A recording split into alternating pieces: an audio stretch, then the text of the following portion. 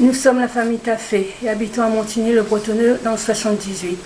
Nous sommes complètement anéantis et nous avons besoin d'aide. Le Crédit Foncier, ex-CDE et Antonial, a provoqué la saisie et la vente de notre domicile familial le 20 janvier 2010 pour des sommes qui ne lui sont pas dues.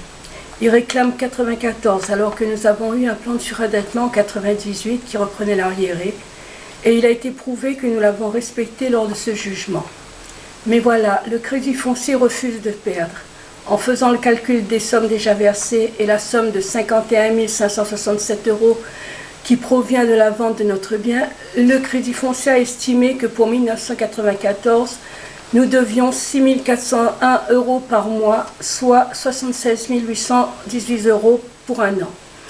Notre maison à 9,5, 97 mètres carrés habitable, jardin-garage, a été mise à prix pour 100 000 € et a été adjugée à 169 000 € à deux sociétés qui viennent de la Côte d'Azur et de la Haute-Normandie. Nous n'avons eu que 5 visites alors que nous sommes sans cesse démarchés. Elle vaut plus de 350 000 €. Malheureusement, en 2009, notre avocat que nous payons depuis 1995 et à qui nous avons fait confiance n'a pas présenté les justificatifs alors qu'il connaissait parfaitement notre dossier, ce qui nous a été reproché. Voilà pourquoi nous ne pouvons pas devoir 94. En 85, achat de notre maison par un prépap total de 91 926 €. En janvier 95, soit 10 ans après, le Crédit Foncier intègre un faux arriéré de 94 de 12 800 € au capital et nous repartons avec un capital supérieur à notre achat, soit 95 585 € à un taux de 11,39% d'intérêt. Le Crédit Foncier efface ainsi 10 années de paiement, où sont passés les 90 000 €.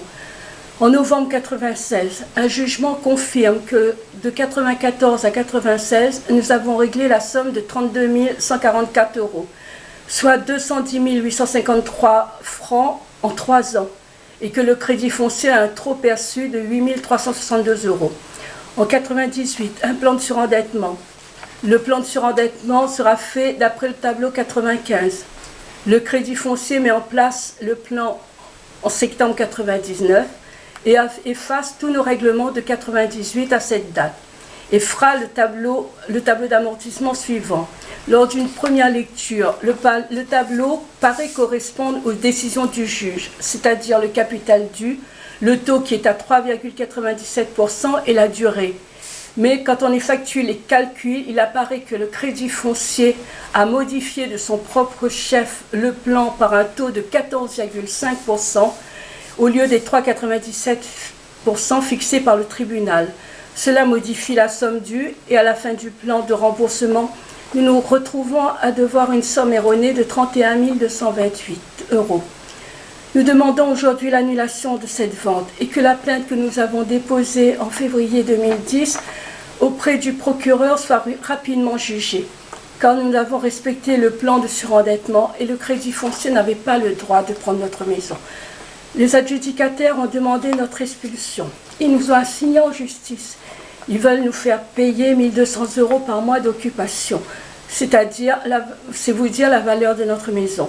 Nous voulons nous battre et nous refusons de partir. Nous habitons cette maison depuis 25 ans.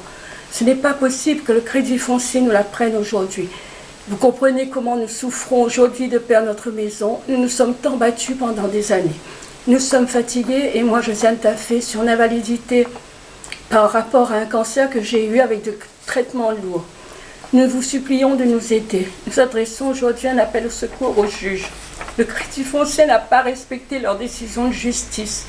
Nous possédons toutes les preuves de notre bonne foi que nous vous avons fait parvenir, ainsi qu'à vous, M. Sarkozy, président de la République, à Mme Alliot-Marie, ministre de la Justice, à M. Logier, maire de Montigny-le-Bretonneux, à Mme la préfète des Yvelines, au procureur de Versailles et de Paris, aux juges et à tous les magistrats, au commissariat et à la commission des fraudes de Versailles. Nous vous remercions par avance de l'aide que vous pourriez nous apporter. Nous avons besoin de votre aide. Aidez-nous à sauver notre maison.